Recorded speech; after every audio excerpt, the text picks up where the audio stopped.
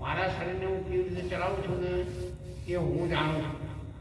એટલે તમારી નજીકમાં રહી અને તમારા સાથે રહીને આત્માની તમે ઓળખાણ કરી શકો અને ભગવાનના દરવાજે તમે જવું સાહેબ ત્યારે મારો નાથ જેમ નરસિંહ મહેતાની સાહેબે કીધું હુડી સ્વીકારી હતી બેનું મોમેરું પૂર્યું હતું ને કે મારો ધણી તમારો હાથ ચાલવા આવો તો માનજો દોલતરામ મહારાજના શબ્દો સનાતન સત્ય છે સાહેબ.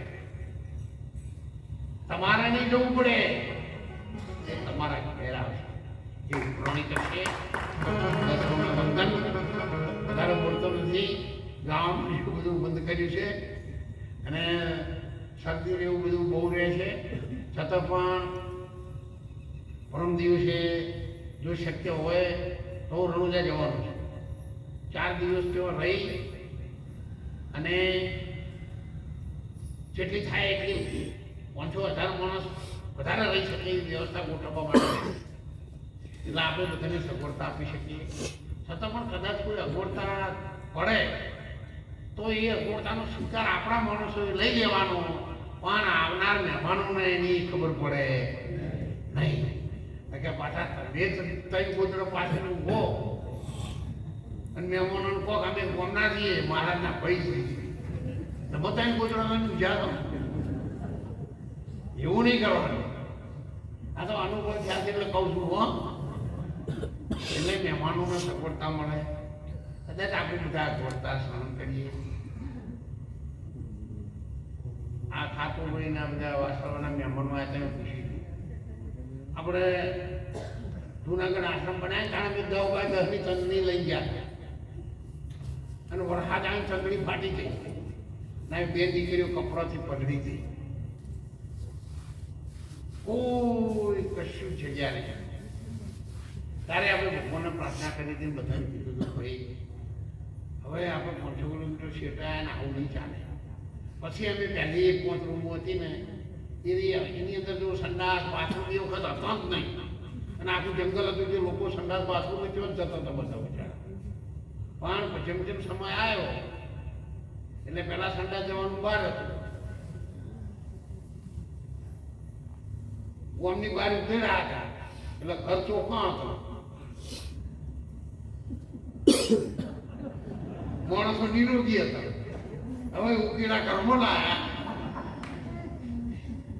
એટલે પછી મને રોગી ના થાય. રોગ ક્ષેત્રમાં તો ગામમાં આવ્યો એટલે બધું બદલાણું નહીં. એમાં આ બદલાણું છે આપણી રહેણી કરણી બદલાણી. પછી કોઈને તાવ આવે તો 2 દીકરીઓ 2 આપણે લાવો ગરમ પાણી કરી 2-4 ભોગો ને એની હોય એને 2 દીકરીઓ પેલો ડોશીમાં એક ભોગો ભાઈને નવરાવું 3 દાડા એટલે તાવ જતો રહેતો. હવે બધી શરમ આપવા મળી. કોણ નવરાવે એટલે ભગવાન ઘરમાં ટાઈલ્સો માર્બલ લાવ્યો. એ નવરાવાનું છોડી પેલી પોતા કરકર કરવા માંડ્યો. પેલું પુણ્ય કામ પડ્યું. મા બાપની સેવા કર્યા, મા બાપની સેવા કરતા હતા અને હાથ જોડી નવરાતો તો જે પુણ્ય પડી મેળવી પતરા કહેવા માંડ્યો. પણ લાવ્યો તો ખરો ને. રાશુ તો એનું એ પણ તમને કોઈ ના મળે એવું કર્યું હોય ને આ કળા તમે જુઓ. એટલે એની કળાની સાથે પણ આપણે સમય હો બદલાતા પણ આપણા અંતરથી બદલાવા જેવું દુનિયા હો ગમે તે કરે આપણે કઈ રીતે જીવવાનું છે ને આપણે જોવાનું. એટલે સારા વિચારો સાથે હંમેશા સારા વિચારો સાથે હોઈ જવું અને સારા વિચારો સાથે જાગો. કશું ગીતા ભાગવતનો શ્લોક ના આવડે તો શ્રી કૃષ્ણ શરણમ મમ, સદગુરુ શરણમ મમ. ભગવાન હવનું હારું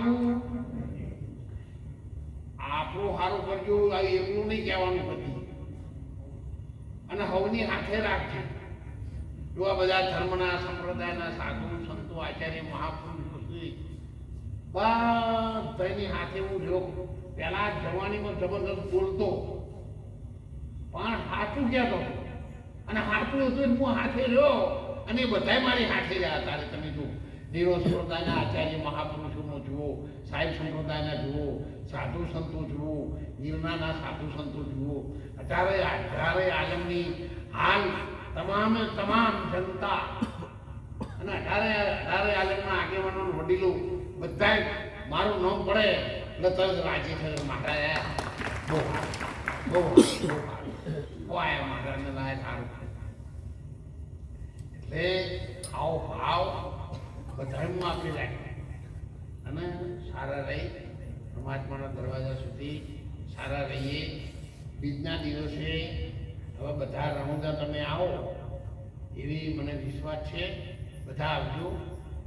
જો સેવાની ખોટ પડે એ બીજા મોણનો ગોઠવા નહીં જવા. અને તમે પીરસવા રહ્યા તો આખી પંગત રાત્રે 2 વાગે પૂરી થાય ત્યાં સુધી પછી ચમચો આંખમાંથી મેળવાનો નહીં. નકર તમે રમતંત્ર મેળવી જાઓ તો બીજા તો ખબર ના હોય કેવી રીતે આવો. પાણી પાવાનું તો પાણી પાવાવાળા પણ એલર્ટ થઈ જવાનું. હવે આપણે પાણી જ પાવાનું. શિયાળો એટલે પાણી તો શું વપરાવાનું છે છતાં પણ બંદોબસ્ત આપણે કરીશું. ગોદડાવાળું તો ખાસ વાર રાખજો.